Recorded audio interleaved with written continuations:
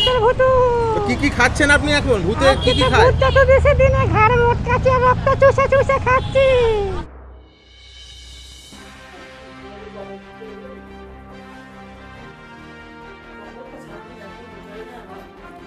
ভূত চতুর্দশীর রাতে চুচুড়ায় সত্যিকারের ভূতের দেখা। ব্যান্ডেল চার্চের কাছে রেস্টুরেন্টে চাঞ্চল্য। ভূত চতুর্দশীর রাতে এমন দৃশ্য চুচুড়া শহরের কেউই কল্পনা করেননি।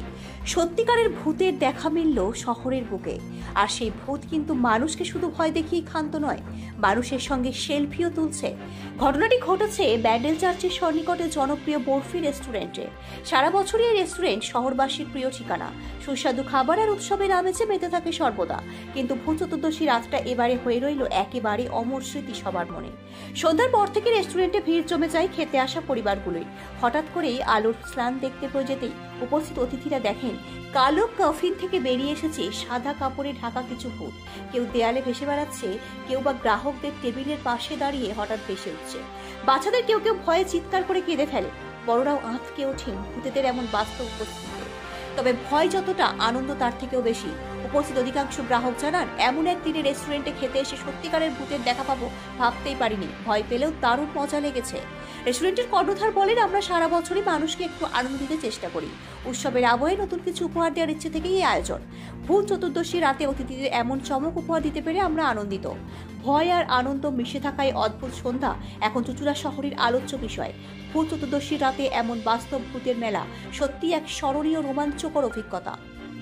অমিত কুমার মণ্ডলের রিপোর্ট, আমার বাংলা নিউজ। প্রতি বছরই দেখা যায় বরফির কাস্টমারদের জন্য একদম নতুন কিছু থাকে। এবারে হলোউইন ডেতে এবং ভূত চতুর্দশীর দিনে একেবারে নতুন রকম জিনিস, সাক্ষাৎ ভূতের দেখা, কি বলবেন?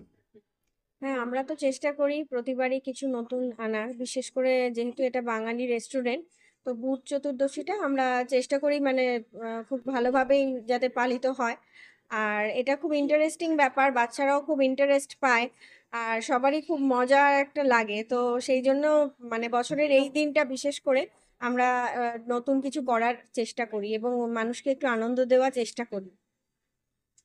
প্রতি বছরই কি এই দিনে এই ব্যবস্থা থাকে? হ্যাঁ, প্রতি বছরই এই জিনিসটা করা হয়।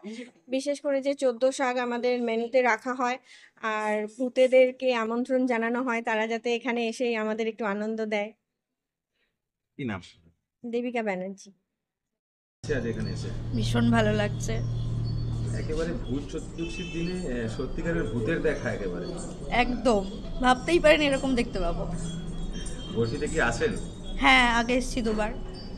এখন পিছনে ভূত দেখতে পাচ্ছেন? অবশ্যই।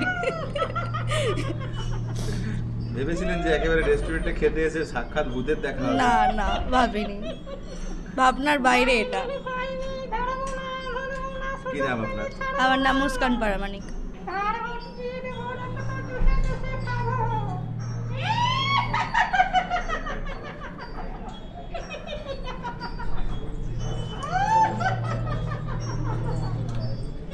আজকে এখানে এই বরফির যে এই অ্যাম্বিয়েন্স রয়েছে, কেমন লাগছে?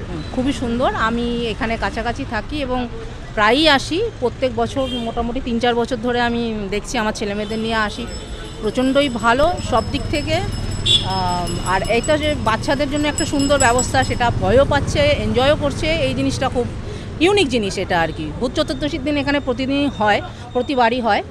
তো জিনিসটা খুব ইউনিক এবং এনারা যারা রয়েছেন আর্টিস্টরা, এরাও খুব ভালো অভিনয় করে বলতে পারেন, খুব ভালো। একেবারে ভূত চতুর্দশীর দিন আমরা ছোটবেলা থেকে ভয় পেতাম, ভূত আসবে ভূত আসবে, একেবারে সাক্ষাৎ ভূতের দেখা।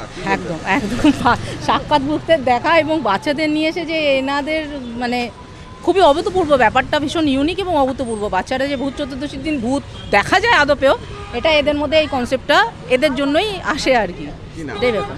আমার নাম অতসী পাল, আমার ছেলে মেয়ে চিনি সন্দেশ, এদেরকে নিয়ে আমি প্রতিদিনই আসি।